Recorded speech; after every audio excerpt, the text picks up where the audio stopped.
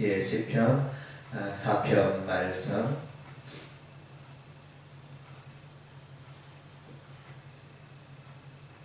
예, 내 의의 하나님이여, 이렇게 다윗이 하나님을 또 부르고 있습니다. 예, 그래서 이제 하나님은 의로우신 하나님이십니다. 예, 내 의의 하나님이여, 하나님은 의로우신 하나님이다, 이렇게 또 우리가 묵상할 수 있고, 그 다음 주에 또 하나는 이제 다윗의 의를 우리 하나님이 이제 알아주신다, 인정하신다, 예, 이런 이제 의미도 되겠습니다. 예, 그래서 욥이 주변에 많은 사람들이 자신을 조롱하고 흔들었습니다. 예, 그래서 내가 죄를 지었기 때문에 내가 벌을 받는다, 이와 같은 고난이 왔다, 계속하여 이제 욥의 친구들 엘리바스, 빌닷, 소발, 또 엘리우, 이런 사람들이 계속하여 욥을 이제 공격하였는데, 그러나 이제 욥은 흔들리지 않았습니다. 내가 지은 죄 때문에 이렇게 된 것이 아니고 하나님의 그 섭리가 있기 때문에 내가 이렇게 고난을 받는 것이다, 그렇게 욥은 해석을 했습니다. 오늘 보면 이제 이 다윗도 욥과 비슷한 환경으로 보여집니다. 주변에 많은 사람들이 다윗을 조롱하고 비웃고 너의 죄 때문에 그런 일이 왔다, 이러면서 이제 조롱하지만은, 그러나 이제 하나님이 나의 의를 다 아신다. 예, 세상 사람들은 잘 모르지만은, 사람들은 잘 모르지만은 하나님은 내 중심을 보시고 나의 의로운 삶을 다 알고 계신다, 이런 이제 의미에서 내 의의 하나님이여, 이렇게 하나님을 부르고 있습니다. 예, 그래서 이제 다윗의 심령에는 내가 기도할 때 하나님께서는 언제든지 응답하신다, 예, 이런 이제 확신이 있었던 것 같습니다. 내가 부를 때 응답하소서, 이렇게 간구하고 있고, 곤란한 중에 나를 너그럽게 하셨사오니 내게 은혜를 베푸사 나의 기도를 들으소서. 그래서 이제 나를 너그럽게 하셨사오니, 여기 표현이 원어적으로는 이제 적절한 표현이 아니라고 보여집니다. 원래 이제 원어는 이제 넓다, 광대하다, 이런 의미인데, 그래서 이제 원어적으로 해석을 하면 곤란한 중에 나를 광대하게 하셨사오니, 예, 그래서 곤란을 통하여 이제 다윗의 그 삶이, 심령이 넓어지게 하셨다, 이런 이제 의미가 되어집니다.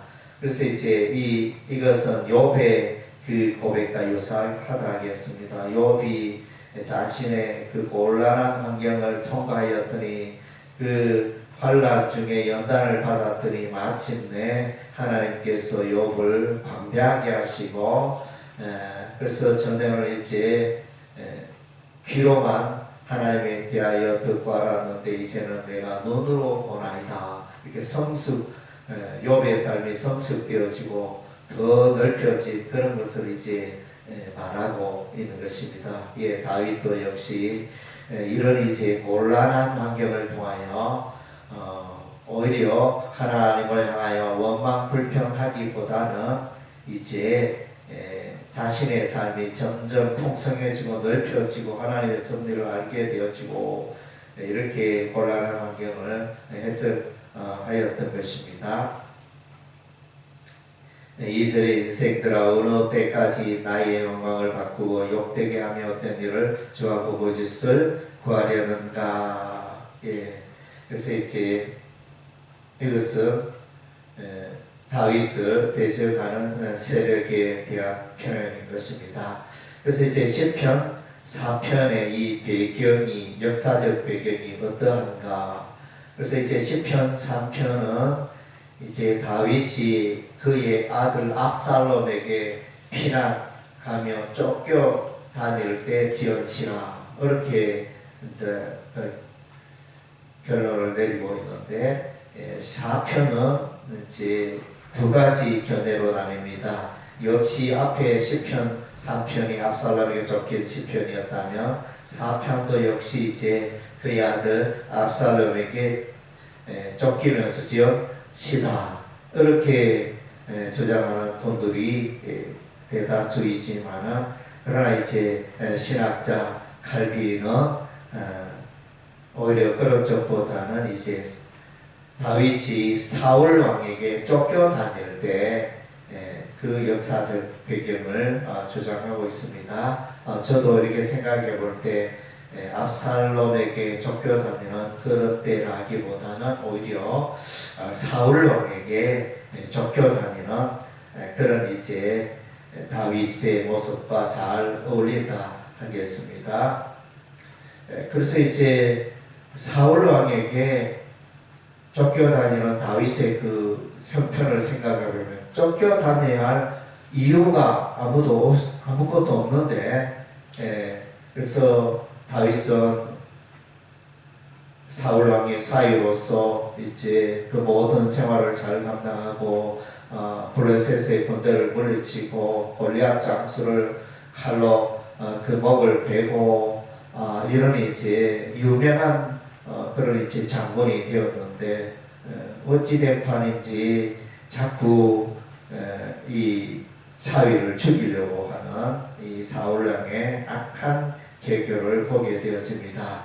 그래서 이제 다윗 인생의 그 사무엘상에 보면 이제 늘 쫓겨다니는 그런 이제 다윗 왕의 모습을 보게 되어집니다. 광야로, 외국으로, 또 동굴로 이렇게 여러 곳에 쫓겨다니는 그런 다윗의 모습입니다. 다윗이 죄가 있어서 그렇게 쫓겨다니는 게 아니었습니다. 까닭 없이 시기하여 사울 왕이 다윗을 시기하여 저놈이 있으면 내가 나라를 빼앗길 수 있겠다 이런 생각을 했는지 계속하여 군사를 풀어서 다윗을 죽이려 하는 이런 이제 좀 기가 막힌 상황이었습니다.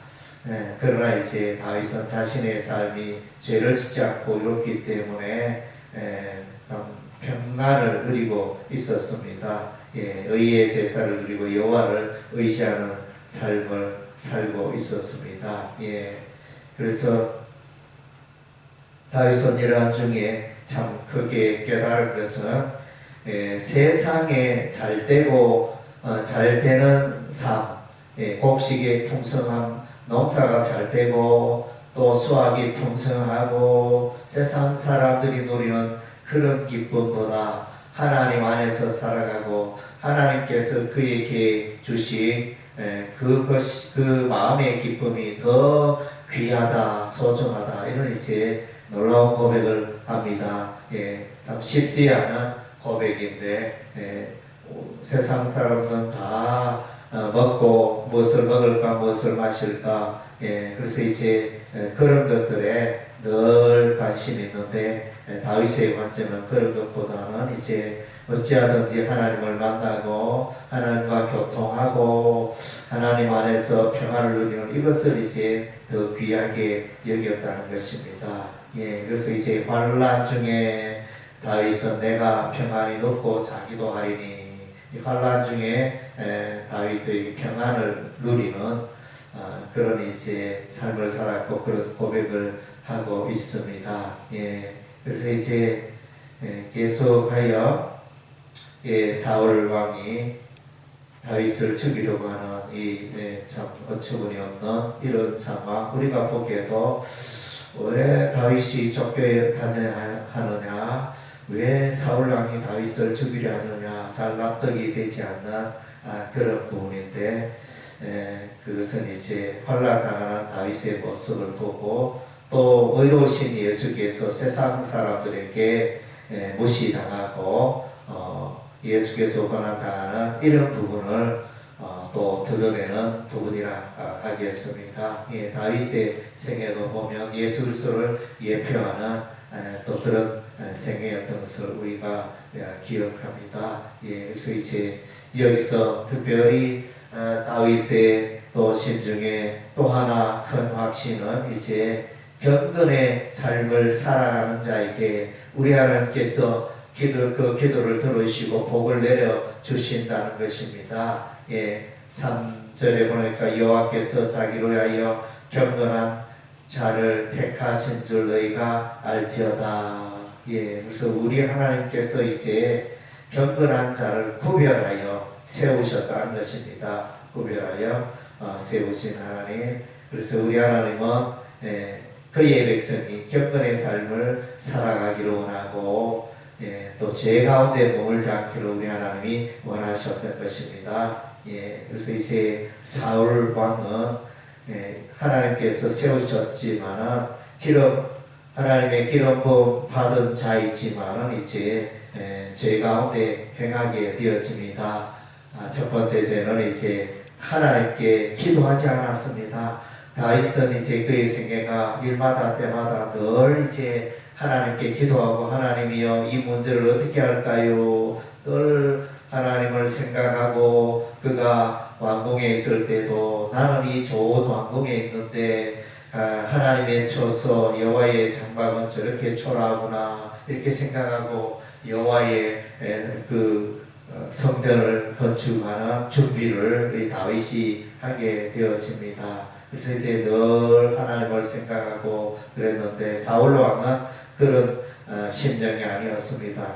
사울 왕이 간절히 기도하는 모습을 성경에 별로 찾을 수가 없습니다. 그래서 사울 왕의 삶은 인본주의적으로 살았고 아말렉 족속을 진멸하라 했을 때 또 남기였고 또 이제 사무엘이 제사를 드려야 하는데 사무엘이 더디 오니까 블레셋 군대가 막 쳐들어올 때 다급하여 자기가 제사장의 일을 하려고 나섰고 또 사울 왕은 이제 하나님께 기도하고 물어야 될 때 점쟁이를 찾아가지고 술사를 찾아가지고 어떻게 되겠느냐 이러면서 하는 이런 이제 하나님께 기도하지 않는 사울 왕의 죄를 보게 되어집니다. 반면에 이제 다윗은 늘 기도의 손을 높이 들고 하나님을 기쁘게 하고 경건의 삶을 살아갔던 것입니다.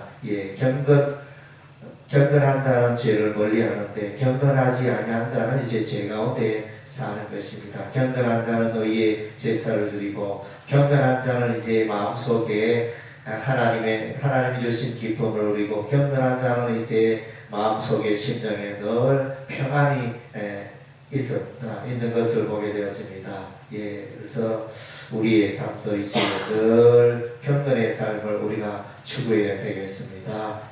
그래서 이제 남들이 죄를 지으니까 나도 죄를 짓는 이런 삶이 아니고 다른 모든 사람들이 죄 가운데 행하여도 나는 이제 오로지 하나님을 기쁘게 하고 하나님께서 나를 택하여 구별해 하나님의 백성을 세웠고 경건의 삶을 위하여 나를 불러주셨으니 내가 이제 경건의 삶을 살아야 되겠다 이렇게 다짐하는 다윗을 보게 되었습니다. 그래서 하나님의 백성에 있어 큰 무기는 경건의 삶을 살아가는 것입니다.